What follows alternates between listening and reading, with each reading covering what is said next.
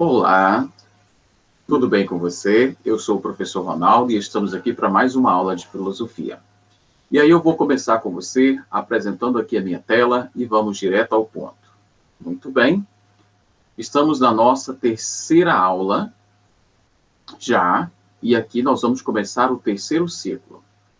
Então, nosso conteúdo está avançando. Veja bem, terceiro ciclo do primeiro bimestre. Vamos lá. Nossos contatos, você pode pausar o vídeo se quiser ter acesso aos contatos. Nosso número de WhatsApp e o site, onde todo esse material também vai estar disponível. Então, nós vamos falar sobre os mitos. Os mitos. Para começar, o que é um mito? Ele é uma realidade cultural extremamente complexa. Ele pode ser abordado, interpretado em múltiplas e complementares perspectivas. O mito, ele conta uma história sagrada, é um acontecimento que teve lugar, é uma história fabulosa, ações sobrenaturais, é uma realidade que passa a existir, ou seja, uma realidade dentro da perspectiva do cosmos, que apenas ela pode ser um fragmento, um comportamento humano, e é uma narração, uma criação. Portanto, ela descreve uma coisa que já foi produzida e começou a existir. Vamos lá. Quem são esses deuses? Nós vamos falar um pouquinho sobre esses deuses. É de suma importância falar sobre esses deuses, porque nós vamos falar de mito dentro da perspectiva grega. Existem mitos que não são da cultura grega. Existem mitos africanos, amazônicos e de diversas nacionalidades, diversas regiões. Porque o mito, ele remete a uma região, a uma explicação daquele povo dentro daquela cultura. Então, vamos lá aos principais deuses da cultura grega, da mitologia grega. Nós temos aqui, antes de falar desses deuses, vamos falar quem eram esses seres mitológicos. Nós tínhamos os heróis, que eram seres mortais, filhos de deuses, com seres humanos. Exemplo, Heracles, ou Hércules, Aquiles. Nós tínhamos as ninfas, que eram seres femininos que habitavam os campos, os bosques, levavam alegria e felicidade. Nós tínhamos os sátiros, que eram figuras com corpo de homem, chifres e patas de bode. Tínhamos os centauros, que eram seres com corpo formado por uma metade homem e outra cavalo. Tínhamos as sereias, mulheres com metade do corpo de peixe, e que atraíam marinheiros com seus cantos atraentes. Os górgonas, as górgonas, na verdade, que eram mulheres, espécie de monstro com cabelos de serpente. Um exemplo é a Medusa. E as quimeras, que eram seres com mistura de leão e cabra, e soltavam fogo pelas ventas. Então, nós tínhamos aqui essas classificações desses seres mitológicos. Vamos lá agora a alguns importantes seres mitológicos. Zeus. Zeus é o Deus supremo, Deus do Olimpo, considerado o pai, o rei dos deuses e dos homens. Mas Zeus, ele é um Deus conquistador, ele não é um Deus criador. Os criadores, nós temos aí, antes dos deuses, nós temos os titãs, né? Nós destacamos aqui Uranus, destacamos Geia, destacamos o próprio Cronos, que é o pai de Zeus. Não vamos aprofundar muito nessa história, mas você pode pesquisar. Você pode pesquisar duas referências muito importantes, dentre elas a principal para você entender essa hierarquia, o surgimento dos deuses, que é o livro A Teogonia de Hesíodo. Mas vamos lá. Zeus, por que esse nome entre parênteses, qual você pode ver aqui? Porque nós temos aqui o nome grego e o nome romano. É interessante notarmos que quando a Grécia foi conquistada pela Roma, Roma absorveu essa cultura grega e tomou para si. Mas para não dizer que estava tomando toda a cultura grega para si, o que ela fez? Mudou o nome dos deuses. Mas eram os mesmos. Então, como nós podemos observar aqui no nosso material, então, por exemplo, Zeus está aqui. Ele passou a ser Júpiter para a cultura romana. E o mesmo status, o mesmo poder. Poseidon. A pronúncia, conforme dizem, seria Poseidon, né? Poseidon era deus das planícies, mas com a inundação dessas planícies, com tudo isso, ele se torna o deus dos mares. Irmãos de Zeus, deus dos mares, das águas, e na cultura romana passou a ser Netuno. E então nós temos Hades, o outro irmão de Zeus. Na cultura romana, Plutão, deus dos infernos e dos mortos, ou, como se diz no grego, deus do mundo inferior. Como você pode perceber aqui, ó, Zeus, Poseidon e Hades eram irmãos, filhos do titã Cronos, filho de Géia, com Uranus. E aqui nós temos Ares, o deus da guerra. Você percebeu aqui uma pequena semelhança entre esses nomes? Júpiter, Netuno, Plutão, Marte. São nomes de planetas. Exatamente isso mesmo que você está pensando. Os planetas são nome dos deuses da cultura romana. E então, aqui avançando, nós temos ainda Éfestos, na cultura romana, Vulcano, que era o deus do fogo, do ferro, do bronze, da prata, do ouro e de todas as matérias fusíveis. Nós temos Apolo, ou Febo, que é o deus da música, da poesia, da eloquência, da medicina, dos agúrios e das artes. Está aqui Apolo, a imagem dele. Nós temos Hera, que é a deusa dos amores legítimos, esposa de Zeus, também do ciúme, ciumenta, vingativa. Ela perseguiu todas as amantes de Zeus e seus filhos com as outras mulheres. Inclusive, um dos que sofreu muito com essa perseguição foi o próprio Hércules, ou Hermes, ou dentre os seus vários outros nomes. E, inclusive, Hera assassinou muitos desses, ou dessas que tiveram envolvimento com Zeus. Foi extremamente cruel e vingativa. Nós temos Héstia, ou na cultura romana Vesta, que era a deusa do fogo. E aqui nós temos já as filhas, dentre algumas das filhas de Zeus, né? Atena, por exemplo. Atena, ou Minerva, na cultura romana, que é a deusa da sabedoria. Deméter, ou Ceres, deusa da agricultura. Artemis, ou Diana, na cultura romana, deusa da caça e da lua. E Afrodite, ou Vênus, a deusa do amor e da beleza.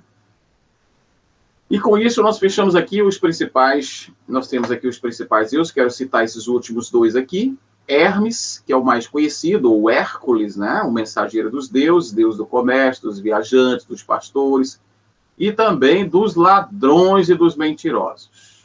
Tá aí o Hércules, se você achou que não tinha, para os ladrões, os mentirosos, tá aí o Hércules.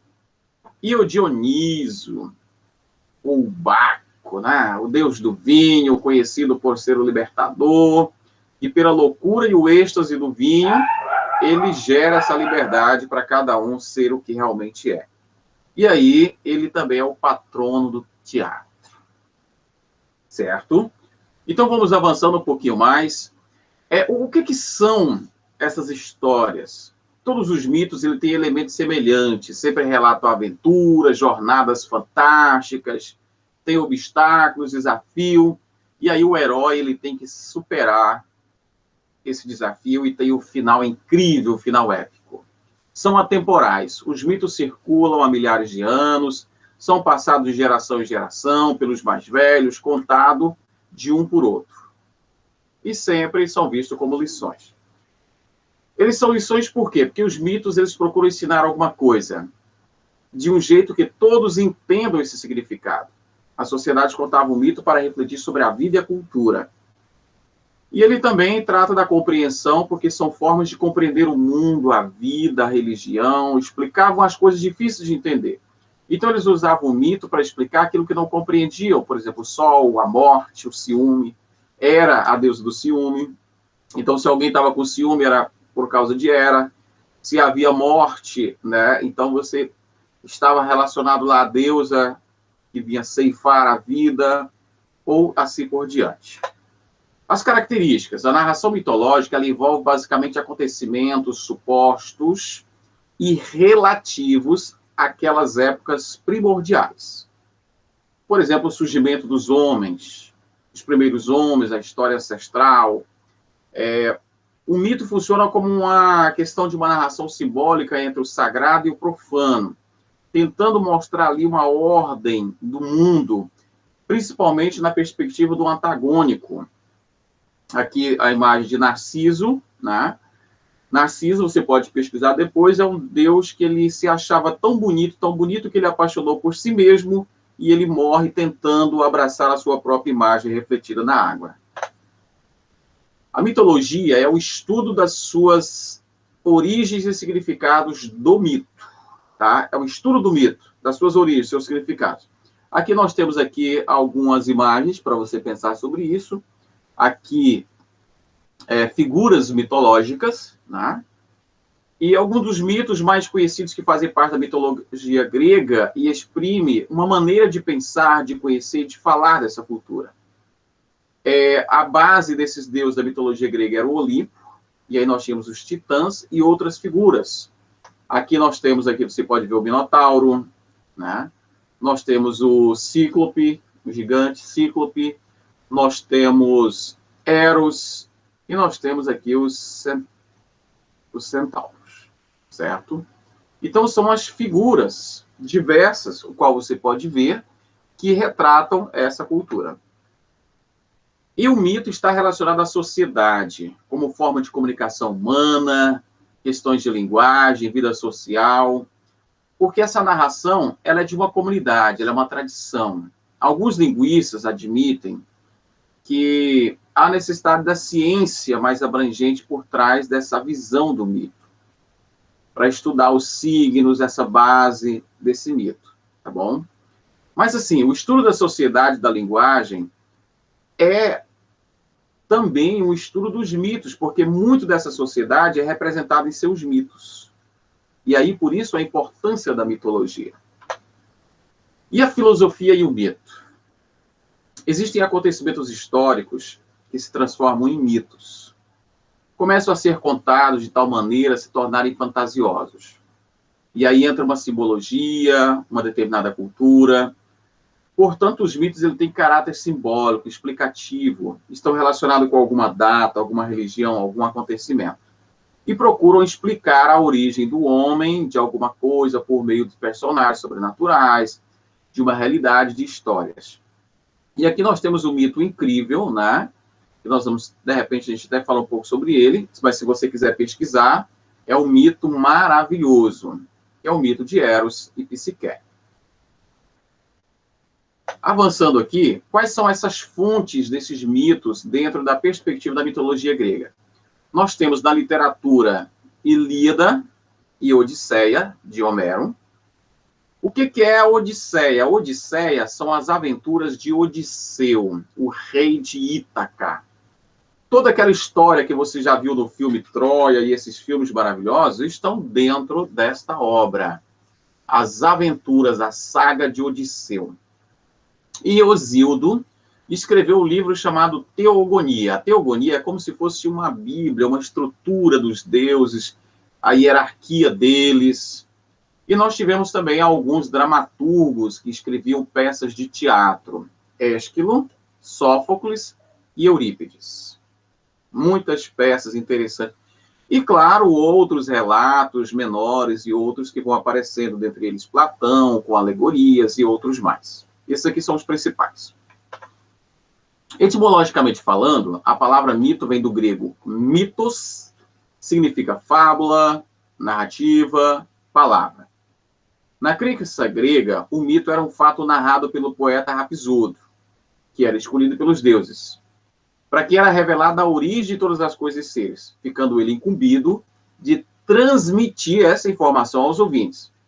Então a narrativa, mesmo que ela fosse falada, ela fosse fabulosa, aquela coisa toda, que não fosse compreendida ou que ela fosse contraditória, mas ela se tornava confiável e era tratada como sagrada. Por quê?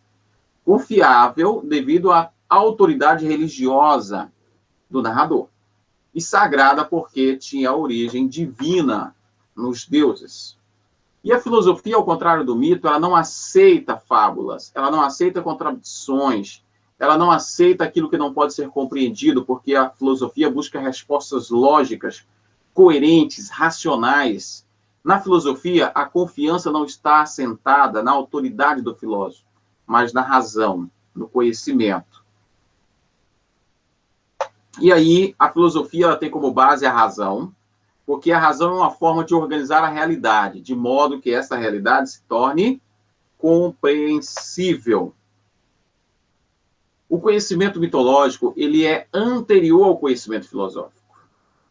Ele é a base, porque a filosofia surge questionando a validade do mito, desse conhecimento. É aí que surge a filosofia, quando ela não concorda com o mito e começa a questioná-lo. E uma grande perspectiva desse projeto de questionamento é do filósofo Platão com o mito da caverna. Inclusive, está aí o material para você pesquisar. Pesquise a Alegoria da Caverna de Platão. E você vai ver uma história incrível. Eu não vou narrá-la aqui, mas você vai pesquisar. E eu quero trazer aqui para você um mito incrível, que é um dos que eu mais admiro. Eros e Psique. Psique, uma das filhas de um casal simples, camponeses. Quando Psique nasceu, ela foi já de princípio destaque pela sua beleza. Linda, linda, linda, tão bonita, que ao crescer, os homens de seu povoado não tinham coragem de pedir Psique em namoro por tamanha beleza dela. E então, os pais de Psique, acreditando que a filha tinha sido amaldiçoada pelos deuses, levaram-na ao oráculo. E então o oráculo falou que Psique ia se casar com um monstro. E então, Psique, com toda aquela situação, a deusa Hera, que também era deusa do ciúme, com ciúmes da beleza de Psique, pediu ao seu filho Eros que fosse lá e flechasse. Eros, dentro da perspectiva que nós conhecemos, seria como se fosse o cupido que flechava as pessoas para se apaixonarem.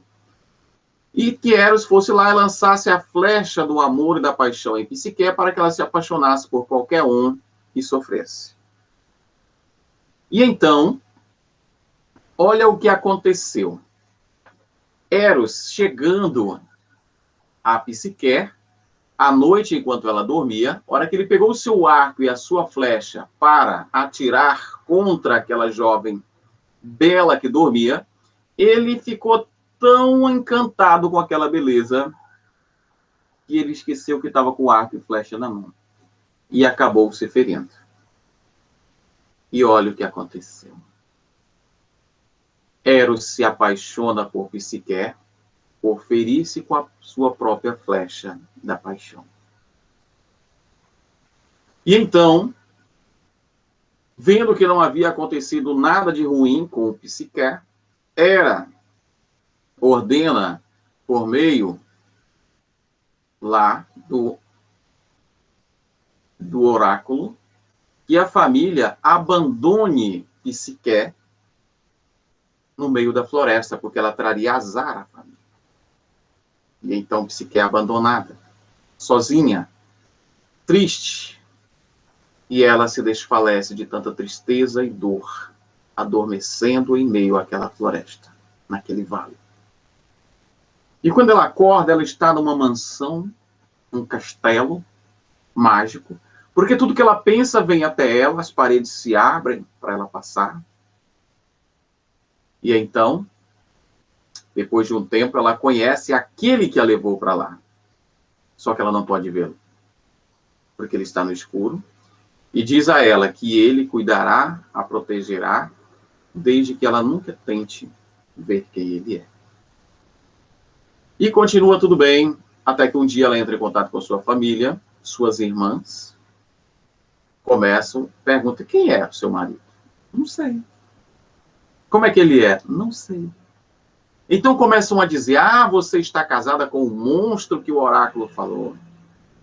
Você não sabe, mas ele é um monstro, ele é horrível, ele é feio, ele é isso, ele é aquilo. E vão embora, mas a dúvida ficou semeada na cabeça de Psique.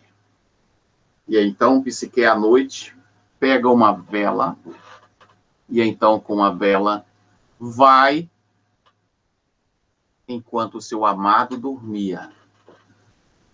E quando ela chega com a vela que olha, deitado à sua cama, em sono esplêndido, estava o mais belo dos deuses, o mais lindo dos deuses, com as suas asas brancas abertas de maneira exuberante.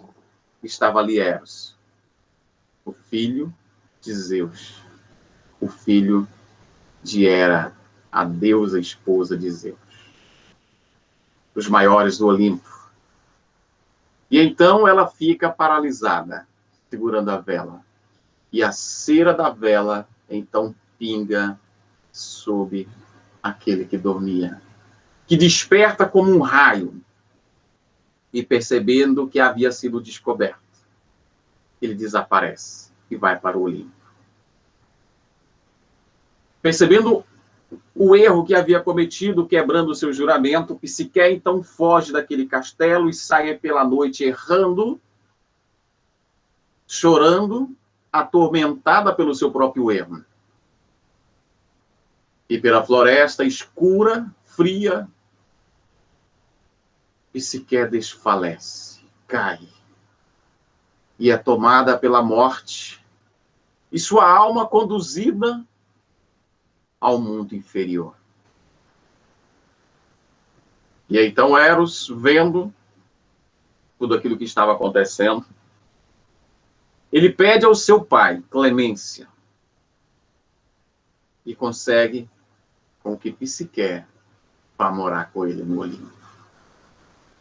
Essa é uma história belíssima que trata da paixão, do amor, da conquista, de um amor verdadeiro, da beleza e tantas outras coisas maravilhosas que a gente pode trabalhar dentro da perspectiva da explicação desse mito. Eu achei ele fantástico, eu achei ele maravilhoso. E você pode pesquisar inúmeros outros mitos, nós temos outros mitos muito bonitos, maravilhosos. Está aí a imagem de Eros e Psique, uma imagem linda, incrível, né? Um anjo com a sua bela amada. O mito grego, ele veio para o cinema, como você pode ver aqui, o filme Troia, Deuses do Egito, Hércules e tantos outros filmes. E agora você tem uma atividade para fazer. Você pode ler esse material aqui, esse PowerPoint. Você pode assistir esse vídeo que eu estou gravando para você. E você vai produzir um texto ou um vídeo explicando sobre o mito ou contando um mito. Se você fizer o texto, você vai tirar a foto e postar. Se você contar, você vai postar o áudio ou o vídeo. E essa é a sua atividade. E então, paramos por aqui. Bons estudos para você e continuamos na próxima aula. Até a semana que vem. Muito obrigado pela sua atenção. Se dedique aos estudos, estude um pouco mais. Não deixe a pandemia desestimular você dos estudos. Lembre-se, é o seu futuro e ele depende disso. Porque de quem que é essa vida? É sua. O que você vai fazer com ela? É uma escolha que você tem que fazer. Um grande abraço, bons estudos e se cuide. Que Deus nos proteja e proteja a